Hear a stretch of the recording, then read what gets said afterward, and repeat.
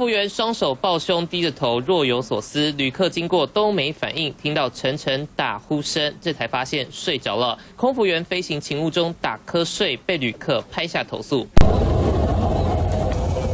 10月24号，一架华航班机从罗马起飞回桃园机场，呼呼大睡的是华航座舱资深经理，前后睡了1个小时。工作守则上面的话，其实都有写得很清楚，就是在起飞跟降落这个时候话，是最容易发生意外的时候，所以我们一定要保持全神的灌注。空服员执勤通常飞6小時，休息1個小時，飛12個小時，能休到3小時，才輪流休息。睡哪裡也有差。呢度就係我哋空中服務員休息嘅地方啦。空服員介紹機上神秘空間就是休息室 ，A350有8個睡鋪，就設在機尾上層空間。波音777也有睡鋪空間，要先爬上一個隱藏狹窄樓梯，之後就是空服員休息的地方，位置在飛機上方，附設窗簾比較隱秘。空少打瞌睡被拍到，華航調查屬實，當事人也相當懊悔，將予以懲處。畢竟空服員累了，還是睡對地方比較好，避免觀感不佳。